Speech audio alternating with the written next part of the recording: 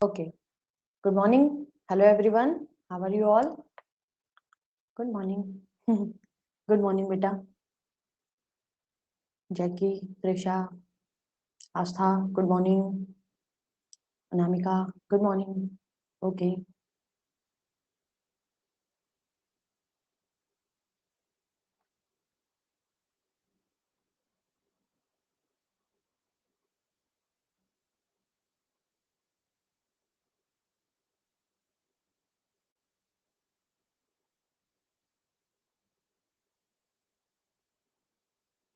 Okay.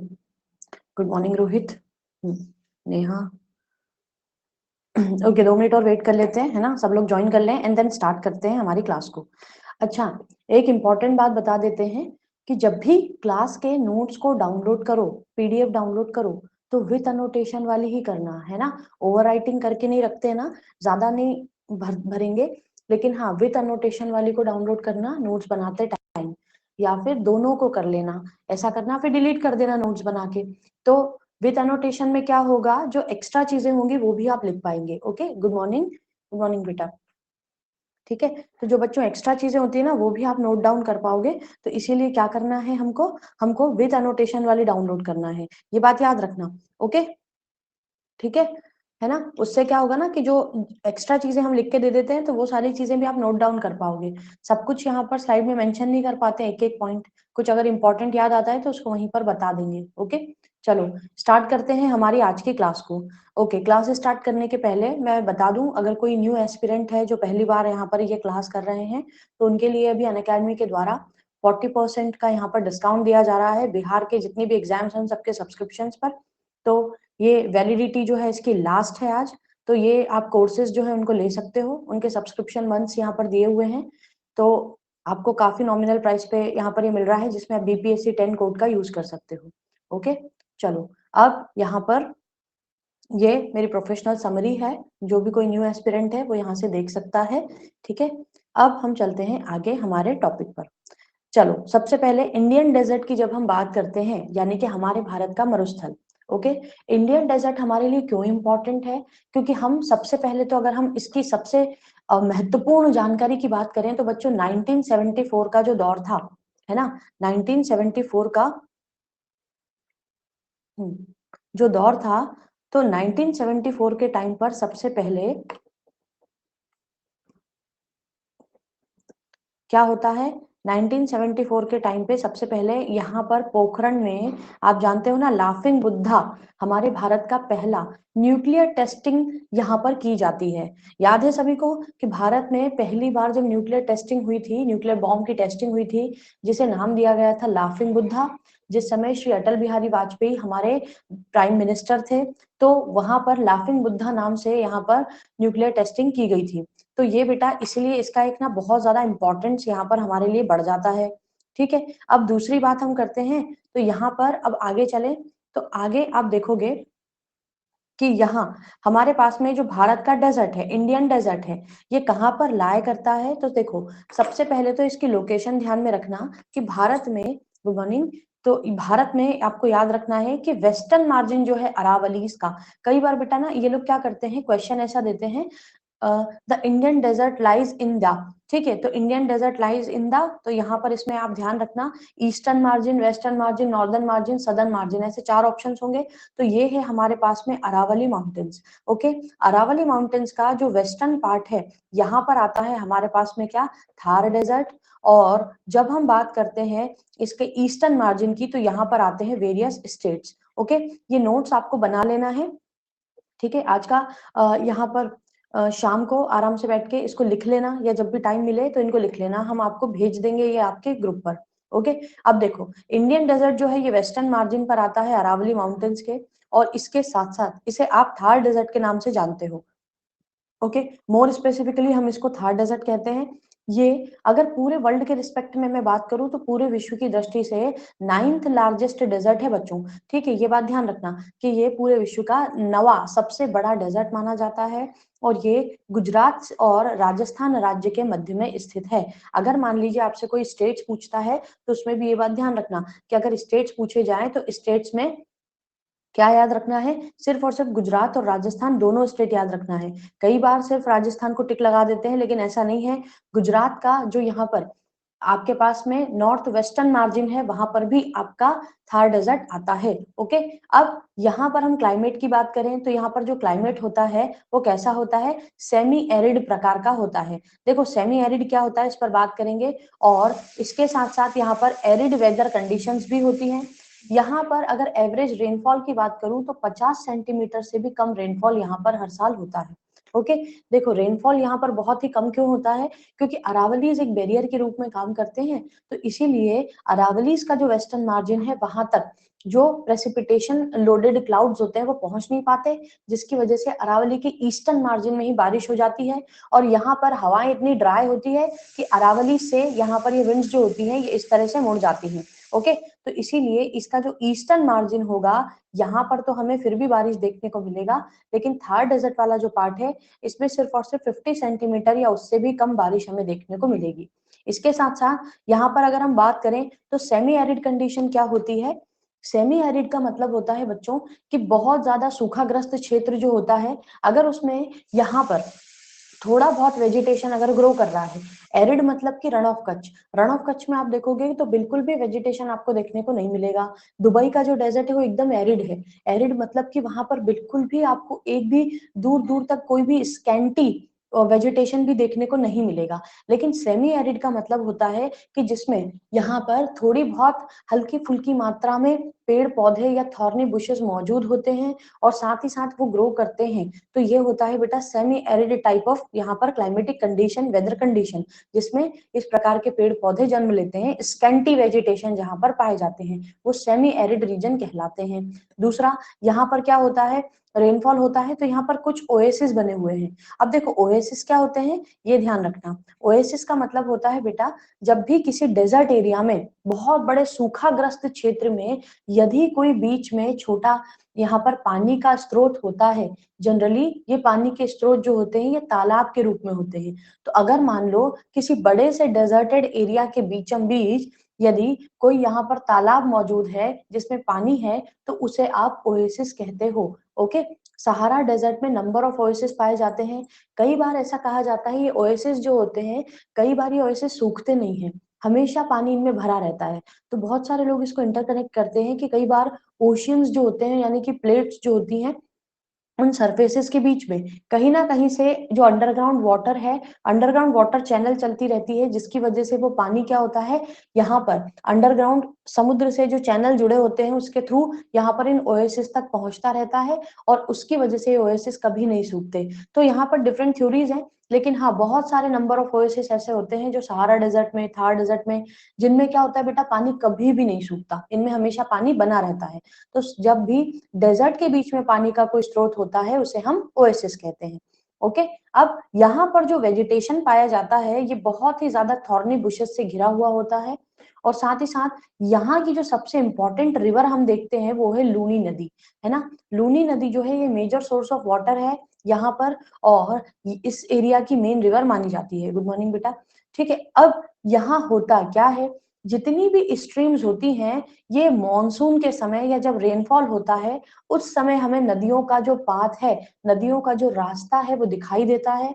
लेकिन जैसे ही monsoon यहाँ से चला जाता है तो मॉनसून के बाद में बाद का जो समय होता है उसमें ये नदियां बिल्कुल भी दिखाई नहीं देती हैं, पूरी तरह से ये नदियां गायब हो जाती हैं। ओके, तो हम यहाँ पर ये मान लेते हैं कि रिवर्स जो है यहाँ पर ये सैंड में डिसअपियर हो जाती हैं, सिर्फ और सिर्फ मॉनसून के टाइम पर ये रिवर्स विजिबल होती हैं। ओके, अच्छा, इस पूरी स्लाइड में जितनी चीजें समझाई है क्या ये पूरी क्लियर है? अगर इसमें कुछ पूछना है तो पूछिए, आगे चलते हैं, नहीं तो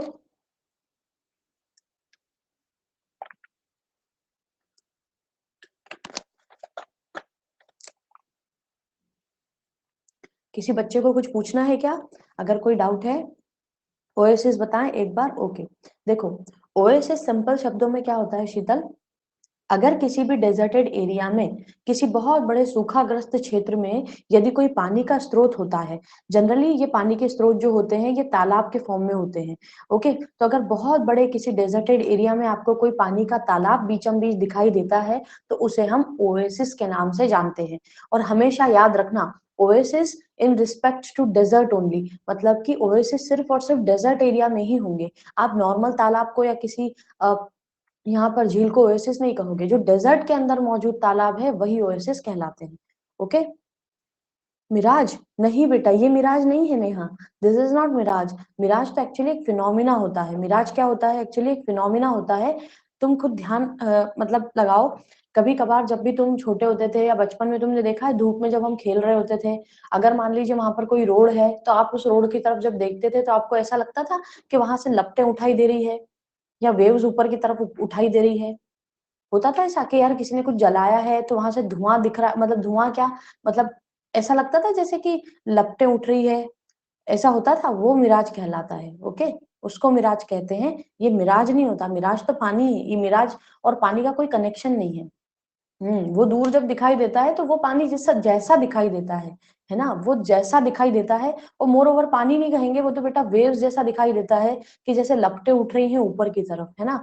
तो हल्का हल्का ऐसा दूर तक दिखाई देता है, वो ऑप्टिकल इल्यूजन होता है। वो क्या होता है? मिराज जो होता है ना एक्चुअली वो एक ऑप्टिकल इल्यूजन है। और ओएसिस पानी के स्रोत हैं। There is a huge difference. ये तालाब है पानी का और वो इल्यूजन है हमारे दिमाग का।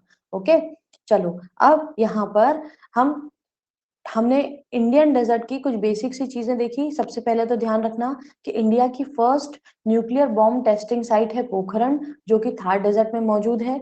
1974 में हमने लाफिंग बुद्धा नाम से यहाँ पर क्या किया था, पहली बार हमने इसका टेस्टिंग किया था न्यूक्लियर बॉम्ब का। ठीक है, उसके बाद में दूसरी चीज हम यहाँ पर देखें तो हमारे पास में इंडियन डेजर्ट या Thar desert 9th largest desert है वर्ल्ड का। यहाँ पर सेमी एरिड वेदर कंडीशंस पाई जाती हैं और 50 सेंटीमीटर से भी कम रेनफॉल होता है। लूनी यहाँ की इंपॉर्टेंट रिवर है, लेकिन मेजर स्ट्रीम्स जो है सिर्फ मानसून में दिखाई देती हैं, बाकी टाइम पर ये पूरी तरह से क्या हो जाती हैं, विलुप्त हो जाती हैं। ओके, तो ये कुछ इंपॉर्टेंट पॉइंट्स हमने देखे। अब हम चलते हैं थोड़ा सा आगे। अब आप देखो यहाँ की जो वेजिटेशन है जिसके बारे में मैंने बताया, तो ये है बेटा यहाँ पर बहुत ही ज्यादा स्कैंटी टाइप ऑफ वेजिटेशन। ये स्कैंटी वेजिटेशन जो है, यानी कि जो सूखाग्रस्त क्षेत्रों में या डेजर्ट में जो वेजिटेशन पाए जाते हैं, आखिर उनकी खूबियां क्या होती है, what are there different characteristics. तो सबसे पहले ध्यान रखना कि जो भी डेजर्ट में पाए जाने वाले पेड़ पौधे होते हैं, वेजिटेशंस होते हैं, उनके अंदर उनकी जो स्टेम्स होती हैं, उनके जो यहाँ पर तने होते हैं या उनकी जो जड़ें होती है, उनमें वाटर को यहाँ पर अपने अंदर जो है होल्ड करने की कैपेसिटी होती है। बारिश के समय, मॉनसून के समय वो क्या करते हैं, यहाँ पर जो बारिश का पानी होता है उस पानी को अपनी स्टेम्स में कलेक्ट कर लेते हैं और उसके बेसिस पर वो यहाँ पर बाकी का जो समय होता है पूरे ईयर का वो गुजारते हैं।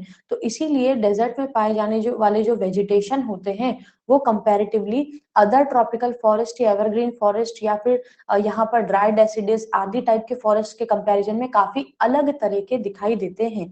ठीक है, सबसे ज्यादा अलग टाइप का फ्लोरा एंड फौना होता है, जहां आप देखोगे कि बहुत ही ज्यादा या तो कंटीले वन होंगे या फिर इस प्रकार से आप देखोगे कि मॉजेस यहाँ पर देखने को मिलेंगे। ठीक है, ये मॉजेस जो होंगे, ये मॉजेस यहाँ पर इनकी जो लाइफ एक्सपेक्टेंसी होती है ना बेटा, ये भी लगभग 100 साल की होती है। अभी बताते हैं कैसे।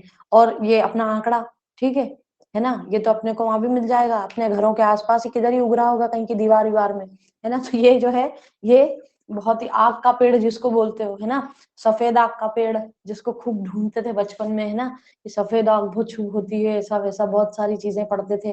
तो ये सारे जो वेजिटेशन है वो यहाँ पर पाए जाते हैं। अब ये जो मोजेस होते हैं इनकी क्या खासियत होती है, क्या करते हैं, एक टाइम आता है जब ये पूरी तरह सूख जाते हैं तो ये क्या करते हैं, एक बॉल की तरह बन जाते हैं। ओके, और ये जो बॉल होता है ना, इसके अंदर इसके सीड्स प्रिजर्व होते हैं। और ये क्या करते हैं, डेजर्ट में ना यहाँ से वहां से यहाँ लुढ़कते रहते हैं, क्योंकि हवा चलेगी तो हवा के साथ साथ क्या होता है, ये मोजेस यहाँ से वहां से यहाँ लुढ़कते रहते हैं।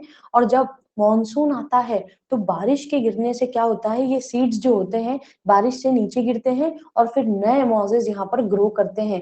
तुम कभी भी नेशनल ज्योग्राफी या डिस्कवरी का कोई वीडियो निकाल कर देखना, या अगर हमें मिलेगा तो हम भेजेंगे। ये मॉजेस जो होते हैं ना, ये सूख जाते हैं और ये लुढ़कते रहते हैं पूरे डेजर्ट भारत में हवा के साथ साथ। 4 नंबर सब जगह दिखता है। 4 नंबर बेटा हमारे यहाँ पर भी पाया जाता है। इसको पानी बहुत कम लगता है ना, कहीं भी उग जाता है, दीवार दीवार सब जगह। रूट्स होते हैं, ऑब्वियसली रूट्स क्यों नहीं होंगे, रूट्स तो होंगे। ये मोजेस सूखने के बाद में, जैसे क्या होता है, कुछ पेड़ होते हैं ना जो सूख जाते हैं, या तुमने कभी वो देखा है खुजली वाला पेड़ होता है तो उसको फूंक मारते हैं तो वो उड़ता है, तो वैसा कुछ होता है। ये मोजेस क्या करते हैं, जब सूख जाते हैं या एक पेड़ की लाइफ खत्म होने वाली होती है, वो पेड़ क्या करता है, अपने आप को एक बॉल की तरह बना लेता है। मतलब ये कंटीली झाड़ी जो होती है, ये झाड़ी यहाँ से वहां लुढ़कती रहती है, अपने सीड्स गिराती रहती है, और जब वापस पानी आता है तो ये इस तरह से, ये जैसे सूख गया है ना, फिर ये वापस से ऐसा हरा हो जाता है। ओके, तो ये यहाँ की वेजिटेशन की कुछ खासियत है। ठीक, कॉटन जैसा, जी हाँ बिल्कुल, है ना। चलो आगे चलते हैं। अब यहाँ पर हम बात करते हैं इसके लोकेशन और अदर इंपॉर्टेंट फैक्ट्स की, जो आपको एग्जाम में जरूर लिख लेने हैं। अपने एग्जाम पॉइंट ऑफ व्यू से इनको जरूर ध्यान में रखना है बेटा। देखो सबसे पहले इसकी लोकेशन की बात करें तो as you all can see, ये है हमारे पास हमारा थार डेजर्ट। देखो थार डेजर्ट जो है, इसकी बाउंड्री कौन कौन से राज्यों से लगती है, ये एग्जाम के लिए इंपॉर्टेंट क्वेश्चन, तो ध्यान रखना, पंजाब, हरियाणा, राजस्थान और गुजरात, 4 राज्यों के मध्य में आता है हमारे पास में थार डेजर्ट। जो ये पूरा रेड कलर का एरिया आपको दिखाई दे रहा है, ये है हमारे भारत का थार डेजर्ट। अब थार डेजर्ट जो है, इसमें देखो जो सैंड ड्यून्स है बच्चों, वो 2 प्रकार के पाए जाते हैं। एक्चुअली जो सैंड ड्यून्स होते हैं वो 5 प्रकार के होते हैं, परंतु अगर हम हमारे थार डेजर्ट की बात करते हैं तो भारत का जो डेजर्ट है इसमें लगभग 2 प्रकार के सैंड ड्यून्स हमें ज्यादातर देखने को मिलते हैं।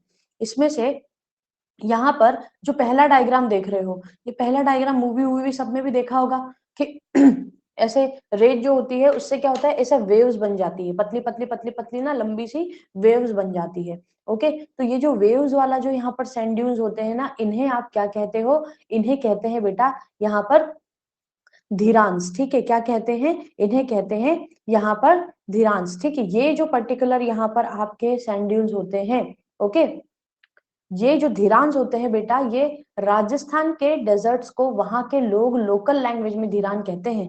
वहां पर जो लोग रहते हैं वो लोकल लैंग्वेज में इन्हें धीरान कहते हैं। तो ये ध्यान रखना कि कभी भी जब भी नाम आ जाए कि what do understand by the term धीरांज, तो यहाँ याद रखना ये क्या है, ये है आपके राजस्थान में थार डेजर्ट, जिसमें क्या होता है कि सैंड जो होती है हवा के बहने से, हवा चलती है तो हवा की वजह से ना जो रेत होती है वो लहरों की तरह हमें इस तरह का स्ट्रक्चर बनाते हुए दिखाई देती है। ये देख रहे हो, ये लहरों जैसा स्ट्रक्चर बन रहा है, ये जो स्ट्रक्चर बन रहा है दिखाई दे रहा है, तो ये बेटा यहाँ पर धीरांश कहलाते हैं।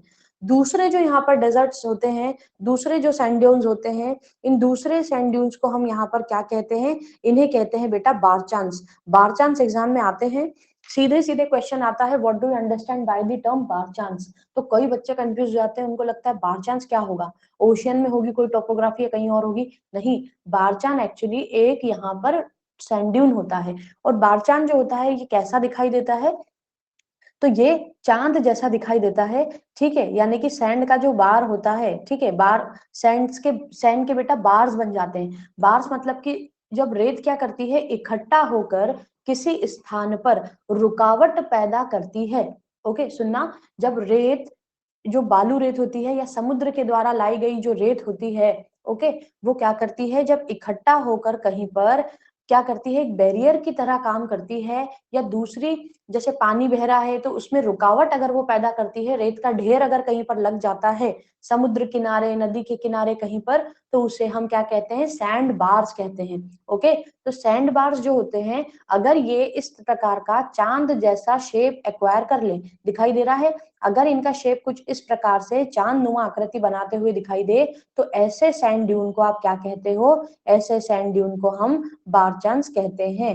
ये एग्जाम में कई बार आपसे पूछा जा चुका है और आगे भी चांसेस हैं, बहुत सारी वनडे एग्जाम्स में आ चुका है, what do you understand by the term barchans, और डिफाइन द यहाँ पर windward slope of barchan dunes. तो इस तरह से क्वेश्चन आते हैं, तो इसको हम देखेंगे। अब देखो दूसरी बात, यहाँ पर अरावलीज जो है बेटा, ये राजस्थान को 2 पार्ट में डिवाइड करने का काम करते हैं, जो हमने ऑलरेडी देखा, एक बार इसमें यहाँ पर बता देते हैं इस डायग्राम में। ठीक है, थार डेजर्ट का तो डायग्राम आराम से बना पाओगे, है ना। अब इसके बीच में यहाँ पर आते हैं अरावली, तो अरावली के ऊपर ये देखो, ये वेस्टर्न पार्ट जो है यहाँ पर थार डेजर्ट आएगा, और ये जो ईस्टर्न पार्ट है यहाँ पर डिफरेंट स्टेट्स आएंगे, डिफरेंट यहाँ पर आपके जो डिस्ट्रिक्ट्स हैं वो आएंगे राजस्थान के। मेजर डिस्ट्रिक्ट्स यहाँ पर बसे हुए हैं ईस्टर्न मार्जिन पर, कुछ डिस्ट्रिक्ट्स हैं जो वेस्टर्न मार्जिन पर आते हैं। अब इसके बाद में यहाँ पर हम देखें तो सॉइल जो है यहाँ पर, वो सॉइल कैसी है, बहुत ज्यादा यहाँ पर सैंड से, हार्ड रॉक से और सैंड ड्यून से भरी हुई सॉइल है, इसीलिए ज्यादा फर्टिलिटी इसमें नहीं पाई जाती। अब इसके बाद में देखें तो ये जो पूरा लैंड का रीजन है यानी थार डेजर्ट है, इसमें कहीं से कहीं तक आपको फर्टाइल प्लेन देखने को नहीं मिलता, और मैक्सिमम जो हमारे पास सैंड ड्यून्स बनते हैं वो बारचांस नाम के बनते हैं। वाइल ध्यान रखना कि वहां के लोकल लोग जो हैं वो सैंड ड्यून्स को, यानी कि जो वेव्स लाइक स्ट्रक्चर बनाते हैं सैंड ड्यून, उन्हें किस नाम से जानते हैं, वो वहां पर उन्हें धीरांश के नाम से पुकारते हैं। क्लियर है इतना? आ रही है बात सबको समझ में? किसी को कोई डाउट तो नहीं है इसमें? अगर यहाँ तक कोई प्रॉब्लम है तो पूछो, नहीं तो हम आगे इसके टर्मिनोलॉजी को समझते हैं, बारचान को।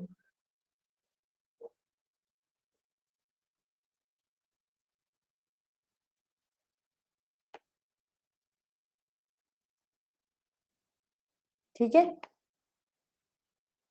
क्लियर सभी को? अच्छा, बाकी बच्चों को, भाई बाकियों को क्लियर है या नहीं है, या नोट्स तो नहीं बनाने बैठ गए? किसी को डाउट है तो पूछ लो, है ना? और लिखना चाहो तो लिख भी सकते हो, लेकिन टाइम बहुत चला जाएगा, इसलिए बेटा अभी समझा देते हैं, आराम से इसको आप लिख लेना। ठीक है,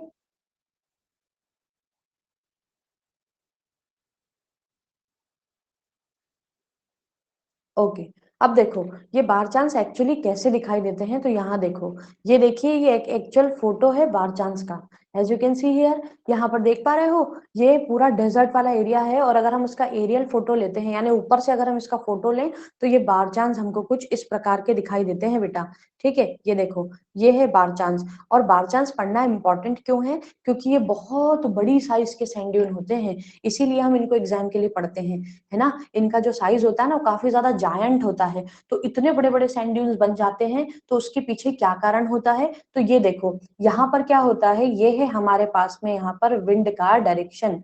ठीक है, ये है हमारे पास में विंड का डायरेक्शन। अब विंड का डायरेक्शन आप देखिए क्या होता है कि विंड जो होती है वो क्या करती है, किसी भी सैंड ड्यून के ऊपर से बहकर निकलती है।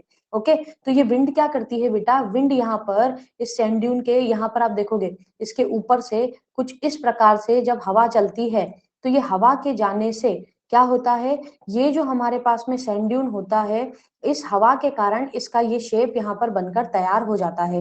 हवा जब क्या करती है, रेत के ऊपर से यहाँ पर चलती है, तो ऊपर से चलने पर क्या करती है, एक स्मूथ यहाँ पर एलिवेटेड सरफेस बना देती है। दिख रहा है, एकदम स्मूथ सरफेस बनाते हुए हवा निकल जाएगी, और इससे क्या होता है, यहाँ पर आप देखोगे यहाँ पर बनता है सैंड का एवलांचे। यहाँ पर क्या होगा, धीरे धीरे जब प्लेन सरफेस था, मान लो पहले ये एक प्लेन सरफेस था, धीरे धीरे यहाँ पर क्या हुआ, हवा जो है, हवा का रुख अगर कुछ इस प्रकार से है या हवा ऊपर से चल रही है, तो वो अपने साथ कणों को जमाते हुए जाएगी। मतलब पहले एक छोटी पतली लेयर, फिर अगली लेयर, फिर अगली लेयर, तो इस प्रकार से हवा क्या करती है बेटा, यहाँ पर एक्यूमुलेट कर देती है इस प्रकार से सैंड को। तो ये सैंड जो होती है ये इस तरह से एक शेप यहाँ पर ले लेती है। ओके, दूसरा यहाँ पर क्या होता है, ये जो ड्यून्स होते हैं, अब एक और बात ध्यान रखना, ये बारचान ड्यून्स ऐसे नहीं होते कि एक जगह पर सैंड ड्यून बन गया है तो वो कभी मूव नहीं कर पाएगा। ये हवा के साथ साथ जैसे जैसे हवा की इंटेंसिटी बढ़ती है, या हवा जो होती है वो कंटिन्यू अगर चलती है उसी डायरेक्शन में, तो ये अपने स्थान भी बदल लेते हैं। मान लो आज ये बारचान ड्यून यहाँ पर बना हुआ है ना, तो कल को ये और ज्यादा बड़ा होकर आगे बन जाएगा। जैसे यहाँ पर देखो इस छोटे डायग्राम में, इस छोटे डायग्राम में देखो, ये आज एक छोटा सा बारचान है, कल को ये इतना बड़ा हो सकता है। ये बारचान भी कभी ना कभी बहुत ज्यादा छोटा हुआ करता होगा, लेकिन धीरे धीरे क्या हुआ, ये और ज्यादा हवा के कारण ये फैलते जाते हैं, क्योंकि हवा और ज्यादा सैंड ला ला के अक्यूमुलेट करती जाती है, तो उससे क्या होता है, रेत का बड़ा सा ढेर बनकर तैयार हो जाता है, और उसकी चांदनुमा आकृति यदि बनती है तो उसे हम बारचान ड्यून के नाम से जानते हैं। ओके, आ गई है बात समझ में, है ना? बस यहाँ पर इस डायग्राम को बनाते टाइम ये ध्यान रखना, ये दिख रहा है क्या, विंड डायरेक्शन लिखा हुआ है यहाँ पर, दिख रहा है बच्चों?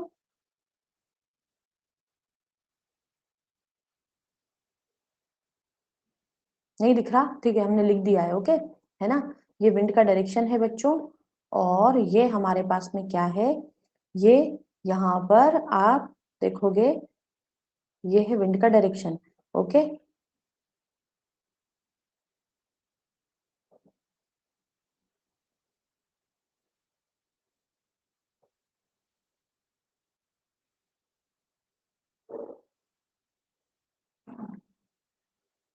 ओके।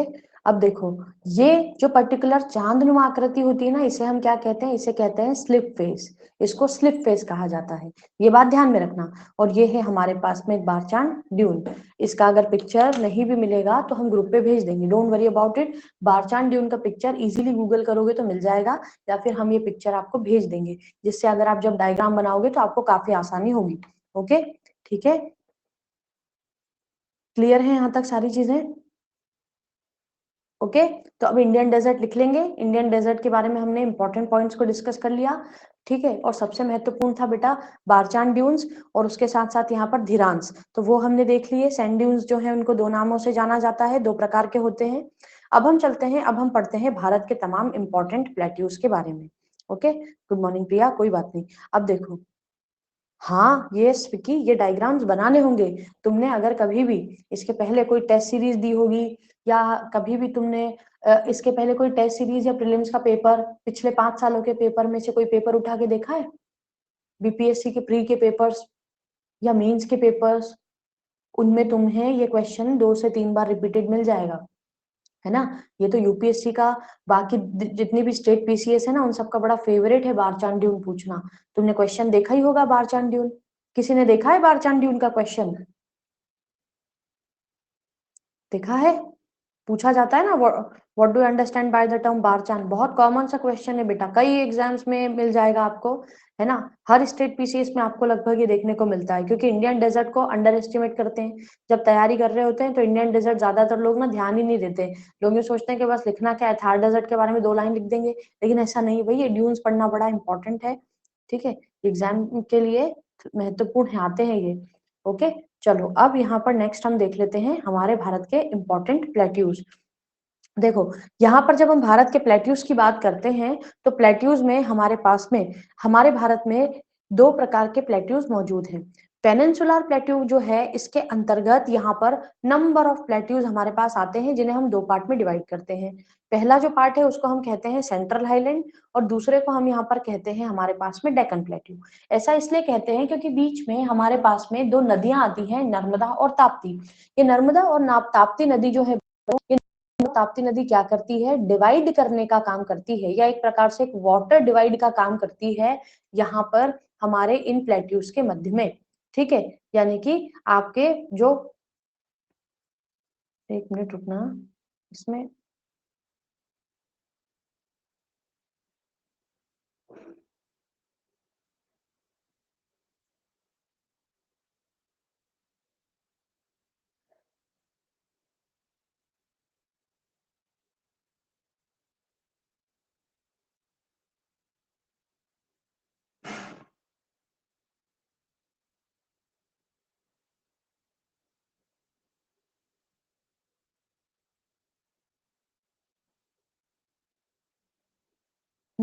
अब देखो,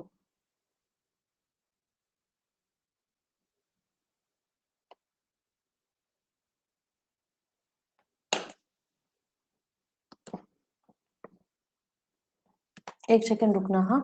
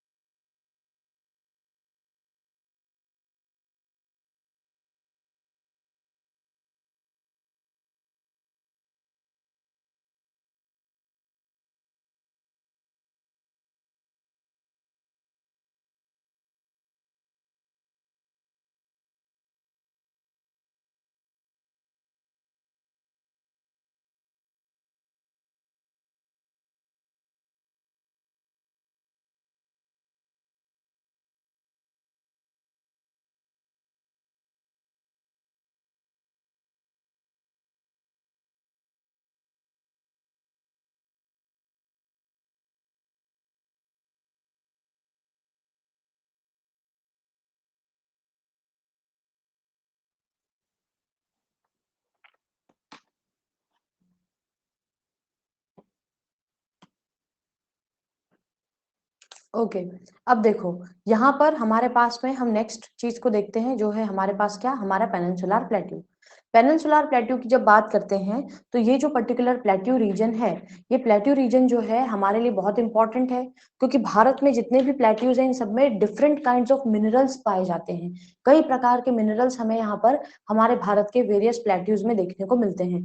that is why the Indian plateau region is very important. अब भारत का जो पेनिनसुलर प्लेट्यू है, इस पेनिनसुलर प्लेट्यू को हम दो भागों में विभाजित करते हैं। पहला जो भाग है, जो इसका नॉर्दर्न पार्ट है, उसे हम किस नाम से जानते हैं, उसे हम सेंट्रल हाईलैंड्स के नाम से जानते हैं। ठीक है, जिसे हम मध्य उच्च पठार कहते हैं। क्या कहते हैं, लोकल लैंग्वेज में हम देखें तो उसे मध्य उच्च पठार कहते हैं। और नीचे वाला जो पार्ट है, इसे हम यहाँ पर दक्कन का पठार कहते हैं। हिंदी में दक्कन का पठार और इंग्लिश में हम इसको डेक्कन प्लेट्यू के नाम से जानते हैं। ओके। अब होता क्या है कि इन दोनों को अब हम विभाजित करें तो करें कैसे, तो इसके लिए यहाँ पर इन दोनों को डिवाइड करने के लिए हमारे पास दो रिवर्स हैं, जिसमें से पहली रिवर है हमारे पास में नर्मदा, और दूसरी नदी है बच्चों ताप्ती। तो नर्मदा और ताप्ती नदी जो है, ये दोनों क्या करती है, एक वाटर डिवाइड का काम करती है यहाँ पर आपके ऊपर और नीचे वाले प्लेट्यू वाले रीजन में। हाँ, दंडकारण्य प्लेट्यू है बेटा, ठीक है, जो तुम्हारे डेक्कन में आएगा। अब देखो, इसमें आप देखोगे सबसे पहले यहाँ पर देखिए डिफरेंट प्लेट्यूज, ठीक है, जिनको थोड़ा सा हम यहाँ पर अब पढ़ेंगे। तो देखो, प्लेट्यूज में जूम कर देते हैं इसको, डायग्राम को। सबसे पहले आ जाइए ऊपर के पार्ट में। ठीक है, ऊपर वाले पार्ट में हम यहाँ पर जो प्लेट्यू पढ़ेंगे वो है हमारे पास में कौन कौन से प्लेट्यू, यानी सेंट्रल हाईलैंड में कौन कौन से प्लेट्यूज आते हैं। तो ये देखिए, सेंट्रल हाईलैंड वाले पार्ट में जो प्लेट्यूज आते हैं, उसमें सबसे पहले यहाँ पर आपके पास में आता है मालवा प्लेट्यू। ठीक है, मालवा प्लेट्यू जो है, ये पहला भाग है। ओके, मालवा का पठार, जिसमें सबसे ज्यादा प्रोडक्शन अगर किसी चीज का होता है तो वो होती है सोयाबीन। ठीक है, सोयाबीन का प्रोडक्शन करने के लिए मालवा पठार जो है, ये काफी ज्यादा अच्छा क्षेत्र माना गया है। दूसरा प्लेट्यू आता है बच्चों यहाँ पर बुंदेलखंड प्लेट्यू। ठीक है, जिसकी मार्जिन यूपी से लगती है और उसके साथ साथ ये एमपी में ज्यादातर फैला हुआ है। बुंदेलखंड प्लेट्यू का यहाँ पर अगर हम देखें, मालवाड़ी लोग नहीं, मारवाड़ी लोग यहाँ नहीं रहते बेटा, मारवाड़ी लोग तो राजस्थान में रहते हैं, तुम अलग ही। ठीक है, यहाँ पर मालवा में नहीं रहते। 2 मिनट रुकना, ठीक है, थोड़ा चार्जर सेट करके आते हैं, ये प्लग इन करके आते हैं, 2 मिनट।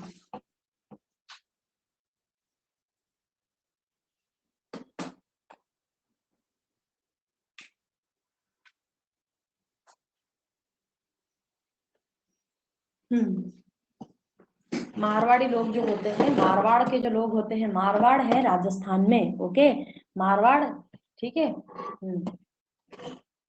ठीक है, मारवाड़ में तो बेटा, जो मारवाड़ जो है वो राजस्थान के अंदर आता है। और बुंदे यहाँ पर मालवा प्लेट्यू में मालवी बोलने वाले लोग रहते हैं, मध्य प्रदेश के। जो यहाँ पर मेजर क्लैन है वो रहता है यहाँ पर। ठीक है, घर में रहते हैं। इनको देख लो और इनको देखो, यादव लोग ज्यादा है। ठीक है।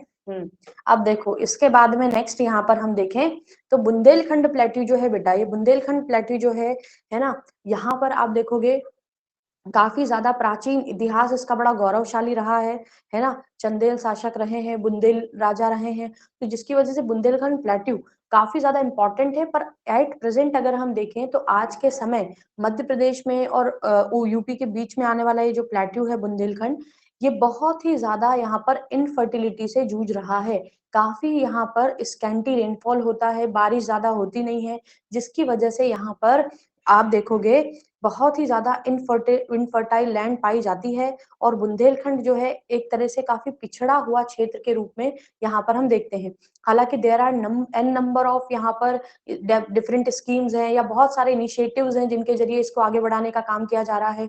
वेरियस स्टार्टअप्स यहाँ पर जो है शुरू किए गए हैं लोगों के द्वारा, जिनसे क्या होगा, आने वाले समय में इसको प्रॉस्पेरस बनाने पर काम होगा। लेकिन यहाँ पर क्या है, जो लैंडमास है, यानी कि जो मिट्टी है, वो मिट्टी जो है वो बहुत ज्यादा फर्टाइल प्रकार की नहीं है बेटा।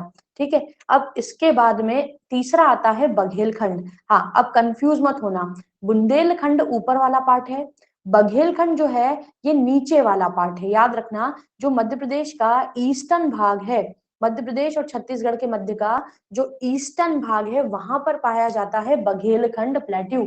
बघेलखंड वाला जो क्षेत्र है मध्य प्रदेश का जो ईस्टर्न पार्ट है, बघेलखंड कंपैरेटिवली बहुत समृद्ध है, क्योंकि यहाँ पर टीक और साल के जंगल पाए जाते हैं। आपने कभी भी सागौन की लकड़ी का नाम सुना है? सुना है? सागौन की लकड़ी का फर्नीचर कितना मजबूत होता है ना? ये मॉइस्ट डेसिडस ट्री होता है जो हमारे यहाँ पर पाया जाता है। कौन से रीजन में? सेंट्रल इंडिया के पार्ट में पाया जाता है। सुना है सागौन की लकड़ी का जो फर्नीचर होता है सालों साल खराब नहीं होता, इतनी मजबूत लकड़ी होती है ना? और उस पर यहाँ तक कि क्या होता है, वो लकड़ी जनरली आपको उसकी परमिशन लेनी होती है कटाई करने के लिए, है ना? अगर आप चाहते हैं कि आपके खुद के खेत में यहाँ पर लकड़ी या आपके यहाँ पर सागौन का जंगल है, उसकी कटाई करने के लिए आपको गवर्नमेंट से परमिशन लेनी पड़ती है, तब जाकर आप उसको काट सकते हैं। ओके, मध्य प्रदेश सरकार ने इस पर कई सारे बैन्स लगा रखे हैं। इधर से उधर ट्रैवलिंग नहीं करवा सकते आप, मतलब यहाँ से वहां ट्रांसपोर्ट नहीं कर सकते विदाउट परमिट। तो इस तरह से ठीक है। तो यहाँ पर हमारे यहाँ जो बघेलखंड वाला पार्ट है, इसमें सबसे ज्यादा टीक और साल के जंगल पाए जाते हैं। पूरे एमपी में ही पाए जाते हैं बेटा। ठीक है, अब इसके बाद में नेक्स्ट हम देखें तो यहाँ पर, हाँ यूपी में भी होते हैं। इसके बाद तुम यहाँ पर पचमढ़ी होशंगाबाद वाले पार्ट जाना कभी, तुम्हें पूरे जंगल जो होंगे वो सागौन के मिलेंगे, है ना? घरों के लकड़ी दरवाजे सब इसी से बनाए जाते हैं।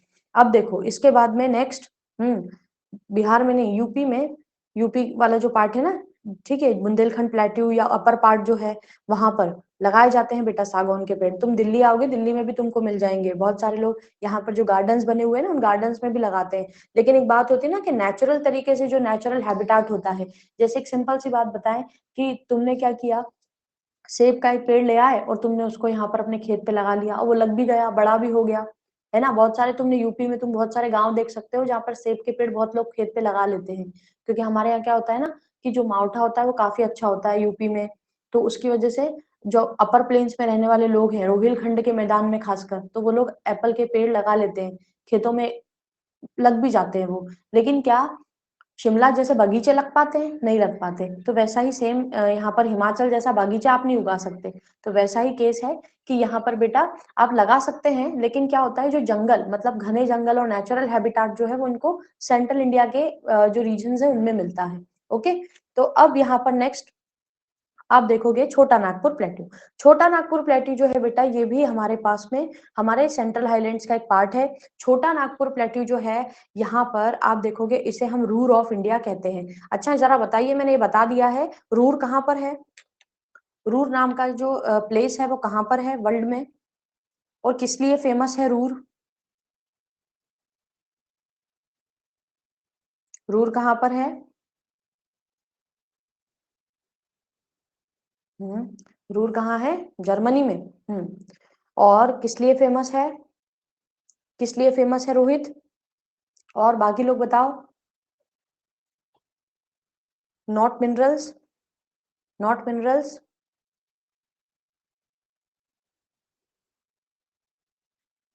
कोल। ठीक है, कोल एंड स्टील। ठीक है, कोल एंड स्टील का सबसे बड़ा प्रोडक्शन, पूरे विश्व में सबसे ज्यादा मेजर प्रोडक्शन करने वाला रीजन है रूर। और रूर एक्चुअली एक पूरा खदानों का क्षेत्र है जो जर्मनी में मौजूद है। और उसी की तर्ज पर भारत में हम रूर ऑफ इंडिया कहते हैं छोटा नागपुर प्लेट्यू को, क्योंकि हमारे भारत का जो छोटा नागपुर प्लेट्यू है, झारखंड में जो यहाँ पर आप देखोगे हजारीबाग, उसके साथ साथ यहाँ पर उसके आसपास का जितना भी क्षेत्र है, वो पूरा का पूरा क्षेत्र जो है कोयले के लिए काफी ज्यादा प्रसिद्ध है। बहुत सारी यहाँ पर कोयले की खदानें पाई जाती है। तो उन कोयले की खदानों के वजह से हम छोटा नागपुर प्लेट्यू रीजन को किस नाम से पुकारते हैं? इसे हम कहते हैं रूर ऑफ इंडिया के नाम से हम इसको जानते हैं। ठीक है, तो ये हमारा रूर ऑफ इंडिया है। अब एक रखना कि कई सारी बुक्स में तुम्हें यहाँ पर ये मिलेगा कि जो शिलोंग प्लेट्यू है वो यहाँ पर बहुत सारे बुक्स में तुमको ये डेक्कन प्लेट्यू का पार्ट मिलेगा, लेकिन एक्चुअली ऐसा है नहीं। कि आपका सेंट्रल हाईलैंड्स जो है और जो हमारा पेनिनसुलर प्लेट्यू है, इस पेनिनसुलर प्लेट्यू का सबसे ज्यादा ईस्टर्न, यहाँ पर आप एक कह सकते हो कि इसकी ईस्टर्न बाउंड्री कौन बनाता है, तो इसकी ईस्टर्न बाउंड्री बनाता है शिलोंग का प्लेट्यू। शिलोंग प्लेट्यू और जो डेक्कन प्लेट्यू है, इन दोनों के मध्य में यानी कि शिलोंग का जो पठार है और जो हमारे पास में डेक्कन प्लेट्यू वाला रीजन है, माना जाता है कि इन दोनों के बीच में एक फॉल्ट मौजूद है। क्या मौजूद है? बड़ा सा एक यहाँ पर बेटा फॉल्ट मौजूद है। फॉल्ट मतलब कि दरार मौजूद है, और ये फॉल्ट जो है, ये दरार जो है, ये शिलोंग प्लेट्यू को यानी नॉर्थ ईस्ट वाला जो हमारा प्लेट्यू है उसको और डेक्कन प्लेट्यू को अलग करने का काम करता है ये फॉल्ट। ये इतना समझ में आया? ये समझ में आया? सेंट्रल हाईलैंड और एक बड़ा सा फॉल्ट है जो कि शिलोंग प्लेट्यू और डेक्कन प्लेट्यू को यहाँ पर अलग करने का कार्य करता है। और डेक्कन प्लेट्यू जो है, इसे बहुत सारी बुक्स में तुम देखोगे लिखा गया है कि ये जो शिलोंग प्लेट्यू है वो डेक्कन प्लेट्यू का एक नॉर्थ ईस्टर्न मार्जिन है, लेकिन एक्चुअली में ये अपने आप में पूरा प्लेट्यू रीजन है जिसे हम सेंट्रल हाईलैंड्स के अंदर पढ़ेंगे, क्योंकि ये शिलोंग प्लेट्यू अपने आप में काफी इंपॉर्टेंट है। ओके, तो इसलिए इसको हमें पढ़ना है। ये सिर्फ एक बाउंड्री नहीं है, ये अपने आप में एक पूरा रीजन है। अब यहाँ पर हमने सेंट्रल हाईलैंड वाले सारे प्लेट्यू देख लिए। अब हम चलते हैं डेक्कन प्लेट्यू की तरफ। तो देखो, डेक्कन प्लेट्यू जो है बच्चों, ये डेक्कन प्लेट्यू, इसको हम एक्चुअली 3 भागों में डिवाइड करते हैं। बहुत सारी बुक्स में तो आपको क्या मिलेगा, कुछ बुक्स में आप देखोगे कि पूरा यहाँ पर आपको कर्नाटक, तेलंगाना, दंडकारण्य ऐसा कुछ नहीं मिलेगा, सिर्फ डेक्कन प्लेट्यू लिखा मिलेगा और उसी की डेफिनेशन और उसके अंदर सारी चीजें, सारे पॉइंट्स वो मेंशन कर देंगे। लेकिन एक्चुअली हम जब एग्जाम पॉइंट ऑफ व्यू से पढ़ते हैं तो एग्जाम पॉइंट ऑफ व्यू से आपको कुछ बातों को ध्यान में रखना है कि हमारे पास में जो डेक्कन प्लेट्यू है, इस डेक्कन प्लेट्यू की ये खासियत है कि इसे हम 4 भागों में डिवाइड करते हैं। पहला जो भाग है जो महाराष्ट्र क्षेत्र में आता है, इसे हम क्या कहते हैं? इसे हम कहते हैं बेटा डेक्कन ट्रैप। इसको क्या कहते हैं? डेक्कन ट्रैप कहते हैं, क्योंकि यहाँ पर बहुत भारी मात्रा में लावा सॉइल बनकर तैयार हुई है, यानी कि काली मिट्टी जो है वो सबसे ज्यादा अगर पूरे डेक्कन प्लेट्यू में कहीं पर भी मौजूद है तो वो सिर्फ और सिर्फ महाराष्ट्र वाले पार्ट में मौजूद है। इसीलिए महाराष्ट्र हमारे पूरे भारत का दालों के मामले में, कॉटन के मामले में, ग्राउंडनट के मामले में, मूंगफली, सनफ्लावर के मामले मतलब ऑयल सीड्स के मामले में, ठीक है, सारी इन सारी महत्वपूर्ण चीजों के मामले में नंबर 1 प्रोड्यूसर है। तो नंबर 1 प्रोड्यूसर आप जानते हो कि कॉटन यानी कि रुई को, कपास को उगाने के लिए काली मिट्टी कितनी उपयोगी होती है, सनफ्लावर की खेती के लिए, और ऑयल सीड्स जो होते हैं यानी कि मूंगफली, मूंगफली जो है उसको उगाने के लिए काली मिट्टी ही सबसे ज्यादा महत्वपूर्ण मानी जाती है। तो ये सारी चीजों में लीडिंग प्रोड्यूसर है महाराष्ट्र। तो महाराष्ट्र क्यों लीडिंग प्रोड्यूसर है? क्योंकि वहां पर ब्लैक लावा सॉइल पाई जाती है। हम सबने ये पढ़ा ही है कि पेनिनसुलर प्लेट्यू वाला जो रीजन है, ये पेनिनसुलर प्लेट्यू सबसे पहले जब हमारा गोंडवाना लैंड जब लोरेशियन प्लेट से टकराया तो सबसे पहले पेनिनसुलर प्लेट्यू वाला रीजन बनकर तैयार हुआ। यहाँ पर बहुत सारे वॉल्केनिक इरप्शंस हुए, और वो जब वॉल्केनिक इरप्शंस हुए तो उन वॉल्केनो से जब ज्वालामुखियों से बहुत सारा लावा निकला, कई लंबे सालों तक वो लावा जो है वो ठंडा हुआ, ठंडा होकर धीरे धीरे उसमें इरोजन हुआ, और इरोजन हुआ तो उससे क्या हुआ, और इरोजन हुआ, वेदरिंग हुआ, तो वेदरिंग होने से धीरे धीरे क्या हुआ, वो मिट्टी में बदल गया। तो वो काली मिट्टी का मैक्सिमम क्षेत्र हमें महाराष्ट्र में देखने को मिलता है। ओके, फिर दूसरे नंबर पर हम आते हैं कहाँ पर?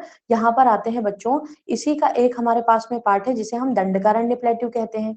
दंडकारण्य प्लेट्यू जो है ये कहाँ पर फैला हुआ है? तो ध्यान रखना, ये छत्तीसगढ़ और उड़ीसा के मध्य में फैला हुआ है। और दंडकारण्य प्लेट्यू एकमात्र भारत का ऐसा प्लेट्यू है जो बहुत ही ज्यादा पिछड़ा ग्रस्त है। मतलब कि ना तो यहाँ पर ज्यादा जनसंख्या या ज्यादा आबादी पाई जाती है, ना ही यहाँ पर ज्यादा वेजिटेशन पाया जाता है, बहुत ही ज्यादा सूखाग्रस्त क्षेत्र ये माना जाता है। ओके, जैसे गर्मियों के समय तुम कहीं मान लो, गर्मियों के समय अगर आप किसी बीहड़, ऐसे बीहड़ या सूखे इलाके में नहीं चले जाते, दूर दूर तक पानी नहीं, कुछ नहीं, बड़े बड़े पत्थर, कंकर और इनफर्टाइल लैंड, या किसी बंजर खेत में जाके खड़े हो जाओ, लगभग उस प्रकार की यहाँ पर टोपोग्राफी है दंडकारण्य प्लेट्यू की। तो इसके लिए यहाँ पर छत्तीसगढ़ गवर्नमेंट ने क्या किया है, छत्तीसगढ़ एंड उड़ीसा गवर्नमेंट ने इन कोलाब्रेशन अब यहाँ पर दंडकारण्य प्लेट्यू को डेवलप करने के लिए डिफरेंट प्लान्स बनाए हैं, जिससे क्या होगा, यहाँ पर बेटा वेजिटेशन को ग्रो किया जाएगा और लोगों को यहाँ पर प्रोत्साहित किया जाएगा कि ज्यादा से ज्यादा लोग क्या करें, पार्टिसिपेट करें और इस रीजन को डेवलप बनाएं। ओके, इसके बाद नेक्स्ट हमारे पास आता है तेलंगाना प्लेट्यू। तेलंगाना प्लेट्यू जो है, ये इसकी भी कहानी ऐसी है क्योंकि यहाँ पर पाए जाते हैं हार्ड रॉक्स। ठीक है। तेलंगाना के पिछड़े होने का एक बड़ा कारण है यहाँ पर पाए जाने वाले हार्ड रॉक्स। यहाँ पर बहुत ज्यादा हार्ड रॉक्स पाए जाते हैं, तो ज्यादा यहाँ पर आपका एग्रीकल्चर एक्टिविटीज जो है वो नहीं कर पाते हम। एग्रीकल्चरल एक्टिविटीज ज्यादा नहीं हो पाती, जिसकी वजह से एग्रीकल्चर इतना फ्लरिश नहीं है। ऑल्दो भारत एक एग्रीगेरियन सोसाइटी है, भारत जो है ये पूरी तरह से कृषि प्रधान देश है, लेकिन तेलंगाना में जो लोग रहते हैं वो ज्यादा कृषि नहीं कर पाते, क्योंकि यहाँ पर पानी जो है बेटा वो बहकर निकल जाता है और जमीन में हार्ड रॉक्स पाए जाते हैं, जिससे ज्यादा कुएं ट्यूबवेल आदि नहीं खोद सकते, तो तालाबों पर डिपेंडेंसी ज्यादा होती है, तो इसकी वजह से ज्यादा फसलों का उत्पादन नहीं कर पाते। उसके बाद नेक्स्ट आता है हमारे पास में कर्नाटका प्लेट्यू। कर्नाटका प्लेट्यू जो है इसका जो शेप है यहाँ पर, इसे अलग अलग स्थानों पर अलग अलग नाम से जाना जाता है। ठीक है, इसका जैसे कि तुम देखोगे वेस्टर्न मार्जिन में अलग नाम है, ईस्टर्न मार्जिन में अलग नाम है। और कर्नाटका प्लेट्यू सबसे ज्यादा यहाँ पर कौन सी सॉइल इसमें ज्यादा पाई जाती है, लेटेराइट प्रकार की मिट्टी ज्यादा पाई जाती है, जो बार बार पानी गिरने से धुल जाती है ना वो मिट्टी। तो लेटेराइट सॉइल जो होती है उसकी वजह से यहाँ पर कॉफी का प्रोडक्शन बहुत ज्यादा होता है, तो इसीलिए कर्नाटक प्लेट्यू यहाँ पर कॉफी के प्रोडक्शन के लिए सबसे ज्यादा मोस्ट फेमस माना जाता है।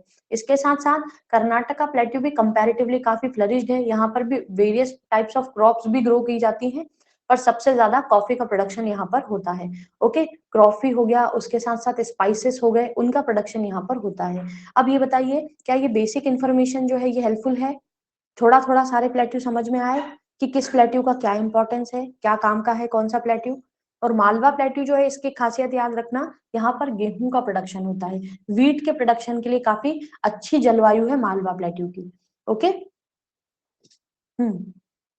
स्टील, अरे जहां पर लोहा होगा वहीं पर स्टील होगा, ठीक है ना? स्टील कैसे बनाया जाता है शीतल? स्टील जो होता है वो लोहे का एक्चुअली क्या होता है, लोहा जो होता है उसका उसे यहाँ पर बहुत तरीके से जब क्या किया जाता है, यहाँ पर उसको प्योरेस्ट फॉर्म में लाया जाता है या बहुत सारा उस पर काम होता है तब जाके स्टील बनता है ना? हम्म, क्या लिखा है तुमने? नी सीआरसी समझ नहीं पाए हम। ठीक है, छोटा नागपुर प्लेट्यू में सबसे इंपॉर्टेंट चीज क्या है? छोटा नागपुर प्लेट्यू में इसे रूर ऑफ इंडिया, देखो रूर ऑफ इंडिया और छोटा नागपुर प्लेट्यू दोनों में हाँ डिफरेंस बताते हैं। देखो रूर ऑफ इंडिया इसलिए कहते हैं क्योंकि कोल का प्रोडक्शन बहुत है, और छोटा नागपुर प्लेट्यू जो है इसमें यहाँ पर, हाँ बहुत बढ़िया शीतल, क्योंकि यहाँ पर मोर ओवर नॉट ओनली निकल क्रोमियम कार्बन से स्टील बनता है, बाकी हाँ सबसे इंपॉर्टेंट बात यह है यहाँ पर कि more than 29 to 30 types of minerals पाए जाते हैं यहाँ पर, जो पूरे भारत में कहीं नहीं पाए जाते। ठीक है, पूरे भारत में सबसे ज्यादा, ठीक है, बहुत ही ज्यादा, सारे भारत में सबसे ज्यादा अगर आप देखोगे तो मिनरल्स अगर कहीं पर पाए जाते हैं तो वो है हमारा छोटा नागपुर प्लेट्यू। इसीलिए जो जमशेदपुर टाटा साहब थे उन्होंने 1907 में ही टिस्को की स्थापना कर दी थी यहाँ, क्योंकि झारखंड वाला जो पार्ट है ये इतना ज्यादा यहाँ पर फ्लरिश्ड था, ये हमारे बिहार में था, इसको अलग कर दिया, लेकिन ये 1907 के दशक में उन्होंने क्या किया, यहाँ पर टिस्को की स्थापना इसीलिए की, और भारत का फर्स्ट इंडस्ट्रियल शहर बना। ठीक है, जैसे आप आज क्या कहते हो, जमशेदपुर नाम से जानते हो ना आप इसको, टाटा नगरी, तो बेटा यहाँ पर नंबर ऑफ मिनरल्स का एक्यूमुलेशन है, पूरे भारत में कहीं पर भी इतने मिनरल्स एक साथ नहीं मिलते, 29-30 प्रकार के मिनरल्स एक साथ निकाले जाते हैं, उनकी बहुत सारी खदानें यहाँ पर मौजूद हैं, उन खदानों से एक्सट्रैक्शन होता है, इसलिए ये क्षेत्र काफी फ्लरिश्ड है। ओके, ठीक है, अच्छा बहुत दिन बाद क्लास कर रहे हैं, अच्छी बात है। ठीक है, बिल्कुल ये क्लास रेगुलर नहीं होगा विकी, हमारी प्लस क्लास रेगुलर होती है। ओके, जो हमारी 2:30 बजे क्लास रहती है वो हमारी रेगुलर क्लास रहती है, वो आप कर सकते हो। ओके, यहाँ पर बिहार पीसीएस में हमारी ज्योग्राफी की क्लास है, वहां आकर तुम डेली प्लस क्लास कर सकते हो, ये स्पेशल क्लास है बेटा, तो ये इतने ज्यादा मतलब रेगुलर नहीं होती है। एक सेकेंड रुकना।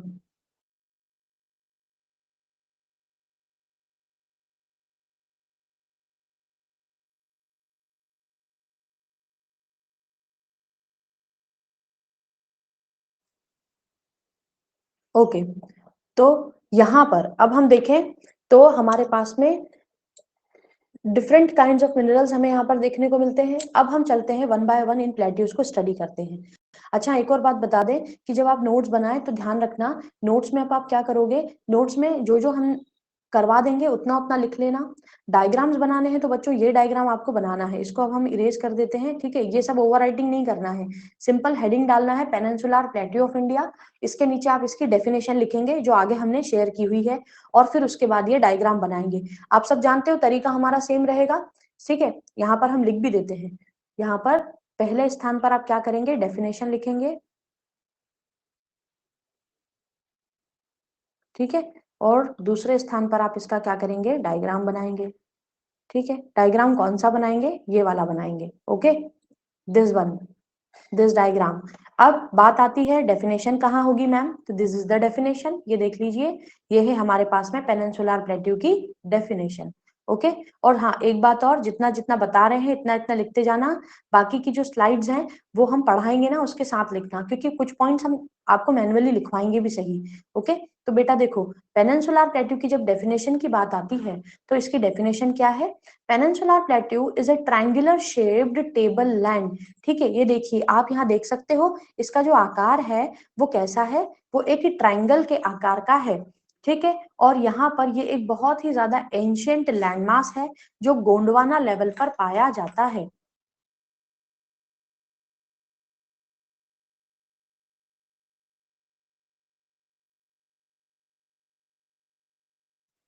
ओके, तो देखिए पेनिनसुलर प्लेट्यू जो है बच्चों, ये हमारे पास में एक ट्रायंगुलर शेप्ड का टेबल लैंड है, और ये जो टेबल लैंड है ये एंशियंट गोंडवाना लैंड का हिस्सा है, ये हमने पढ़ाई है। और हमेशा ध्यान रखना, जो कोई पहली बार पढ़ रहा है, तो बेटा पेनिनसुलर जो होते हैं ना, पेनिनसुलर यानी कि ये वो हिस्से होते हैं जो तीन तरफ से पानी से घिरे होते हैं, उस हिस्से को हम प्रायद्वीप या पेनिनसुला कहते हैं। देखो भारत में आप देखोगे इधर अरेबियन सी है ना, इधर अरेबियन सी है, इधर हमारे पास में बे ऑफ बंगाल है, और इधर हमारे पास में इंडियन ओशियन है। तो ये बेसिक सी जानकारी अगर मतलब नहीं है तो ध्यान रखना, जो पहली बार पढ़ रहा है, कि Arabian sea, bay of Bengal और इंडियन ओशियन तीनों के बीच में आने वाले इस पार्ट को हम क्या कहते हैं, पेनिनसुला कहते हैं। तो पेनिनसुला वो हिस्सा होता है जो तीन ओर से पानी से घिरा होता है, ओके। और टेबल लैंड का मतलब क्या होता है, टेबल लैंड का मतलब होता है बेटा प्लेट्यू। कोई जो प्लेट्यू होता है ना, एक प्लेट्यू को हम किस नाम से जानते हैं, प्लेट्यू को हम जानते हैं टेबल लैंड के नाम से। क्योंकि क्या होता है, जैसे आपके घर में जो टेबल होता है, उस टेबल का जो अपर सरफेस होता है वो एकदम फ्लैट होता है, तो उसी तर्ज पर जो प्लेट्यू होते हैं, प्लेट्यू की देखो ऑन एन एवरेज ऊंचाई 500 मीटर तक हो सकती है, 500-700 मीटर तक भी हो सकती है। परंतु जिस भी किसी लैंडमास का अपर सरफेस एकदम टेबल जैसा हो, एकदम फ्लैट सरफेस हो, ऐसी चीज को या ऐसे लैंडमास को हम क्या कहते हैं, यहाँ पर हम प्लेट्यू कहते हैं। इस बात को ध्यान रखना, ठीक है। तो यहाँ पर आप देख सकते हो, ये हमारे पास में जो प्लेट्यू होता है वो उसका जो अपर मोस्ट यहाँ पर सरफेस होता है वो टेबल जैसा चपटा होता है। तो जिस भी लैंडमास का अपर यहाँ पर पार्ट आपको टेबल नुमा आकृति दिखाई दे या फ्लैट सरफेस दिखाई दे, उसे आप प्लेट्यू कहोगे। अब यहाँ पर पेनिनसुलर प्लेट्यू की डेफिनेशन देखें तो ये एक ट्रायंगुलर शेप्ड टेबल लैंड है, ये हमारे गोंडवाना लैंड का हिस्सा है, लगभग 5 लाख स्क्वायर किलोमीटर क्षेत्र को कवर करने वाला ये प्लेट्यू है। और इसकी अगर हम बात करें कि कौन कौन से राज्यों में फैला हुआ है, तो गुजरात, मध्य प्रदेश, महाराष्ट्र, बिहार, झारखंड, छत्तीसगढ़, उड़ीसा, मेघालय, कर्नाटका, आंध्र प्रदेश तक सभी राज्यों में लगभग पेनिनसुलर प्लेट्यू हमें देखने को मिलता है। अब हमने जैसा कि इसके पहले डिस्कस किया कि पेनिनसुलर प्लेट्यू जो है इसको हम दो भागों में विभाजित करते हैं, पहला है सेंट्रल हाईलैंड्स और दूसरा है बच्चों डेक्कन प्लेट्यू। तो इन दोनों को डिवाइड कौन करेगा, तो इनको डिवाइड करेगी हमारे पास में नर्मदा मैया, ठीक है। ये नर्मदा नदी और उनके साथ साथ इनकी छोटी एक और नदी मध्य प्रदेश की, नर्मदा और ताप्ती नदी, ये दोनों यहाँ पर क्या करती हैं, यहाँ पर वाटर डिवाइड का काम करती हैं आपके छोटा यहाँ पर सेंट्रल हाईलैंड्स और डेक्कन प्लेट्यू के मध्य में। आई बात समझ में। अब देखो, ये चाहे आप लोग तो आप ये डायग्राम भी बना सकते हैं, ये कंप्लीटली आपके ऊपर है, it is very much optional for you all. अगर आप लोगों को लगता है कि हमको यहाँ पर ये डायग्राम बनाना है, वो नहीं बनाना, इसमें सारी हिल्स भी है बेटा, तो मैप आपको बहुत बड़ा बनाना पड़ेगा, ठीक है। डायग्राम जो होगा वो आपको क्या करना पड़ेगा, बड़ा बनाना पड़ेगा। पूरी A4 साइज की जो शीट होगी उस पर आप एक डायग्राम ही बनाओगे, तब आप ये वाला डायग्राम बनाइए, ठीक है। ये जो डायग्राम है ये कंप्लीट डायग्राम आपको क्या करना है, एक A4 शीट पर बनाना है और ओनली एंड ओनली डायग्राम बनाना है, तब ये कवर हो जाएगा। इसमें छोटी छोटी हिल्स भी हैं, लेकिन अगर तुम चाहते हो कि आपने हिल्स ऑलरेडी पढ़ ली हैं, हिल्स वाले पूरा पार्ट आपके पास है, पूरे तमाम पहाड़ हम पढ़ा चुके भारत के, तो आप क्या कर सकते हो, जब प्लेट्यूज की हम बात कर रहे हैं तो आप सिर्फ और सिर्फ, ताकि आप कंफ्यूज ना हो, आप ये प्लेट्यू वाला डायग्राम बना सकते हो। तो जो भी आपको सूटेबल लगता है उस हिसाब से आप यहाँ पर काम कर सकते हो। तो इतना पोर्शन हमने आज यहाँ पर कवर कर लिया है। अब आप ये बताओ, इतना पार्ट आपको अभी लिखना है, थोड़ा थोड़ा करके ही पढ़ाएंगे, क्योंकि हमें पता है बहुत सारी an number of classes continuously चल रही हैं, तो बहुत दिक्कत हो जाती है, नोट्स नहीं बना पाते। आप इतना लिख लो, फिर इसके बाद वन बाय वन हम प्लेट्यू समझाते जाएंगे और उनको हम नेक्स्ट लेक्चर में कंटिन्यू करेंगे और उन सबको कवर कर देंगे। आज का जितना ये पूरा पार्ट है, ये क्या समझ में आ गया है क्या सभी को? इसमें थोड़ा सा पार्ट और बता देते हैं, सेंट्रल हाईलैंड को कैसे डिफाइन कर रहे हैं वो और देख लेते हैं, ठीक है ना? ताकि थोड़ा थोड़ा लिखोगे ना तो आप पे भी बर्डन नहीं आएगा, 2-3 स्लाइड आज लिख लो, 2-3 अगली बार लिख लोगे तो कवर हो जाएगा बच्चों। और समझाएंगे उसके साथ साथ लिखना एक्स्ट्रा पॉइंट्स। देखो, अब सेंट्रल हाईलैंड का इंट्रो और देख लेते हैं कि सेंट्रल हाईलैंड जो है ये एक्चुअली कहां से कहां तक फैले हुए हैं।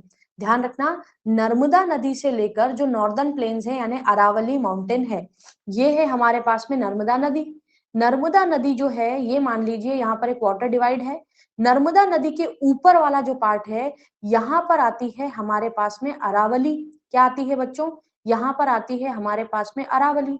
तो अरावली और यहाँ पर आते हैं हमारे पास में नॉर्दर्न प्लेन्स या हमारे द ग्रेट नॉर्दर्न प्लेन्स, है ना? तो ग्रेट नॉर्दर्न प्लेन्स और उसके साथ साथ अरावली के मध्य में और नर्मदा नदी के ऊपर, ऐसा कभी लिखा आ जाए कि इनकी बाउंड्री कौन बनाता है, तो सेंट्रल हाईलैंड की बाउंड्री बनाता है वेस्ट में अरावली, नॉर्थ ईस्ट में northern plains, the great northern plains, और साउथ में नर्मदा नदी।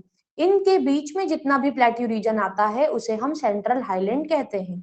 सेंट्रल हाईलैंड के अंदर अरावली जो है ये एक इंपॉर्टेंट माउंटेन रेंज का काम करता है, क्योंकि ये इसके यहाँ पर वेस्टर्न मार्जिन को बनाता है। अब इसके अंदर आने वाले कौन कौन से प्लेट्यूज हैं जिनको हम वन बाय वन डिस्कस करेंगे, तो इनमें सबसे पहले मालवा प्लेट्यू, दूसरा है छोटा नागपुर प्लेट्यू, तीसरा बुंदेलखंड प्लेट्यू, बघेलखंड प्लेट्यू, और फिर पढ़ेंगे हम शिलोंग प्लेट्यू। शिलोंग प्लेट्यू जिसे नॉर्थ ईस्ट का प्लेट्यू भी कहते हैं, मेघालय प्लेट्यू भी कहते हैं, ऐसे कई नामों से इसको जाना जाता है। ओके, तो आप लिखो, इसको चाहो तो आप इसको लिख सकते हो, इसे आप नॉर्थ ईस्ट प्लेट्यू भी कहते हो, और कुछ लोग कुछ बुक्स में आपको यहाँ पर ये मेघालय प्लेट्यू भी लिखा हुआ मिलेगा। इसमें कुछ भी अलग अलग नहीं है बेटा, ये तीनों जो टर्मिनोलॉजीज है ना ये सब एक ही है लगभग। ओके, तो ये है हमारा सेंट्रल हाईलैंड, जिसके प्लेट्यूज को वन बाय वन हम नेक्स्ट क्लास में डिस्कस करेंगे। आई होप आज की जो क्लास है इसमें सारी चीजें सभी को समझ में आई है, और इतना लिख लेना, फिर हम आगे चलेंगे। ओके, नेक्स्ट क्लास में जल्दी ही नेक्स्ट क्लास करेंगे जिसमें पूरे प्लेट्यूज और सारी चीजें पढ़ा देंगे, है ना? थैंक यू डियर एस्पिरेंट्स, सभी को सारी चीजें समझ में आई है? किसी को यदि कोई भी डाउट है तो पूछ लो, हम रुकेंगे आपके लिए। अगर डाउट है ना तो पूछ लो बच्चों, है ना? डाउट नहीं होना चाहिए बेटा, समझ में आना चाहिए इजीली। अगर किसी को कुछ लग रहा है तो पूछ लो, नहीं तो क्लास ओवर करते हैं। Okay okay, thank you. ठीक है, ओके।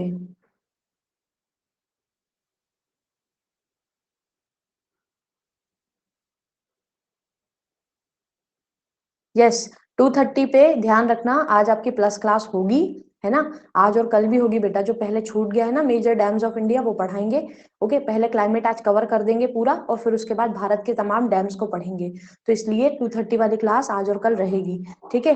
तो अभी थोड़ा सा एडजस्ट करना पड़ेगा, नवंबर लास्ट में हम आपको थोड़ा टाइम देंगे, छुट्टी दे देंगे, है ना? उस समय थोड़ा बिजी रहेंगे, बाद में उस पर चर्चा करेंगे प्लस क्लास में, ठीक है? तो 2:30 पर हमारी शार्प क्लास रहेगी, तो उसको आपको ज्वाइन करना है प्लस क्लास। ओके, ठीक है, 2:30 पे मिलते हैं, है ना? ठीक है, थैंक यू बच्चों, थैंक यू।